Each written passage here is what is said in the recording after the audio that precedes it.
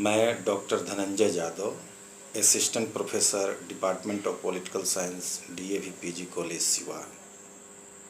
आज मैं BA part 2 political science honours के विद्यार्थियों के लिए संघात्मक सरकार के बारे में चर्चा करेंगे। आप सभी जानते हैं कि भारत के संविधान के अनुच्छेद 1 में भारत को राज्यों का संघ कहा गया है। उसमें कहा गया है India that is Bharat shall be A union of state. भारतीय संविधान में कहीं भी फेडरेशन शब्द की चर्चा नहीं की गई है, संघात्मक या संघीय शब्द की चर्चा कहीं नहीं की गई है। लेकिन भारत में एक संघात्मक सरकार सामान्य दिनों में कार्य करती है। यह अलग बात है कि जब संकट काल का दौर आता है तो ये शासन का स्वरूप एकात्मक शासन में तब्दील हो जाता है। संघात्मक शासन का सबसे अच्छा उदाहरण संयुक्त राज्य अमेरिका को माना जाता है। एकात्मक शासन का उदाहरण ग्रेट ब्रिटेन को माना जाता है। लेकिन भारत में जो सरकार कार्य करती है वो बिल्कुल अमेरिकी संघात्मक सरकार के तर्ज पर नहीं है। भारतीय संविधान में बहुत सारे ऐसे तत्व मौजूद हैं जो उसे एकात्मक शासन के भी लक्षण दिखते हैं।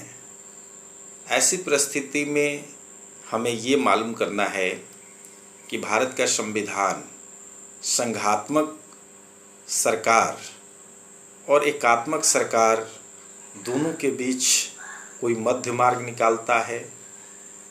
हालांकि शासन के स्वरूप को लेकर विद्वानों में भी मतभिन्नता देखने को मिलती है।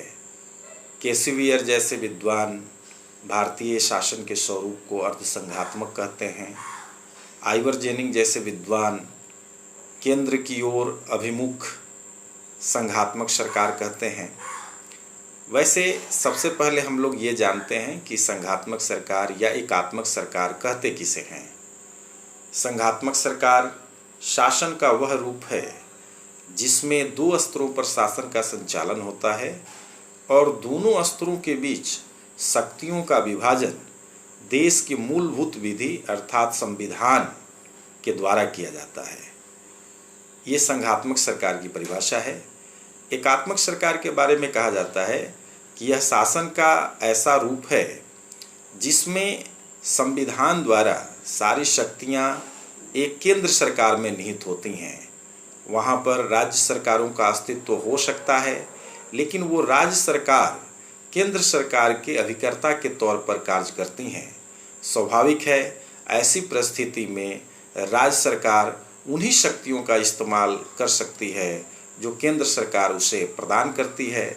इसका दूसरा मतलब ये भी है कि केंद्र सरकार जब चाहेंगी राज्य सरकारों से शक्तियां वापस कर लेंगी, या राज्य सरकारों का अस्तित्व केंद्र सरकार के इच्छा पर है।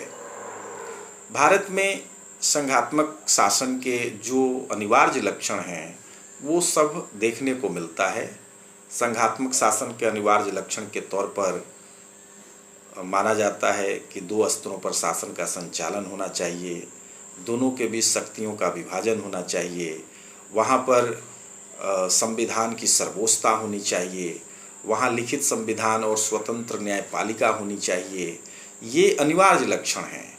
इसके अलावे संघात्मक सरकार के कुछ और लक्षण भी हैं, जैसे कठोर संविधान होना चाहिए।